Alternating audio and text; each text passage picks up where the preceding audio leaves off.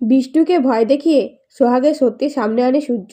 বিস্তারিত জানতে সম্পূর্ণ ভিডিও লাইক দিয়ে দেখতে থাকুন। সোহাগদের বাড়ি ফিরিয়ে এনে সূর্য বলে, মম, তুমি আমার আত্মীয়ের সাথে খারাপ ব্যবহার করে তাড়িয়ে দিয়েছো কেন? তুমি যে সারাদিন ক্লাসের বড়াই করো। আমি তো সবার সামনে সোহাগকে সিঁদুর পরিয়ে বিয়ে করেছি।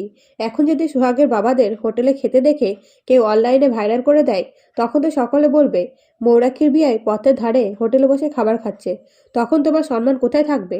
তখন সোহাগ বলে, ঝামেলা করবেন না, বাবাদের বাড়ি পাঠানোর ব্যবস্থা করুন। তখন সূর্য একটা গাড়ি ডেকে বলে, এই গাড়ি আপনাদের গ্রামে পৌঁছে দেবে। এই বলে সোহাগদের পরিবারকে গাড়িতে তুলে দেয়।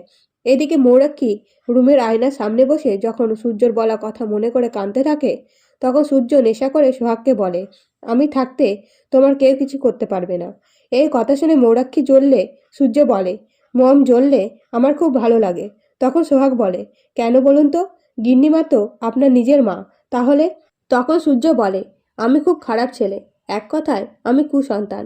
এই বলে মদ্যপান করে ঘুমিয়ে পড়লে সোহাগ বলে, আপনাকে আমি বুঝতে পারি না। এর পরের দিন সকালে সূর্য বিষ্টুকে বলে, আমি দুপুরে একসাথে খাবার খাবো, আমার জন্য একটা মিষ্টি পদ রান্না করো, যেটা খেয়ে আমি স্বাদ ভুলতে পারবো না। এই বলে চলে যাওয়ার পরে সোহাগ রান্নাঘরে এসে সকলের পছন্দ মতো রান্না করে। বিষ্টুকে বলে খাবার টেবিলে যেয়ে রেখে দিতে। সাথে সাথে বলে সোহাগ রান্না করেছে সেটা যেন কেউ জানতে না পারে। তবে খাবার টেবিলে বসে সকলে খাবার খেয়ে প্রশংসা করে। আর বিষ্টুকে বলে, আজ হঠাৎ করে এত সুন্দর রান্না কিভাবে হলো? কি মশলা দিয়েছো? কিন্তু বিষ্টু বলতে পারে না, শুধু বলে ভুলে গেছি। তখন সকলে বলে, কি ব্যাপার, কিভাবে রান্না করেছো বলতে পারছো না? তৎক্ষণাৎ সূর্য খাবার টেবিলে বসে পায়েস খেয়ে বলে, এই রান্না বিষ্টু করতে পারে না।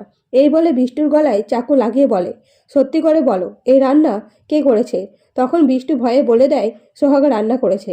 তখন মৌরাক্ষী রেগে বলে, আজ থেকে আমার রান্না আমি করব। তো বন্ধুরা, নতুন নতুন আপডেট পেতে চ্যানেলটিকে সাবস্ক্রাইব করে পাশে থাকবেন। ধন্যবাদ।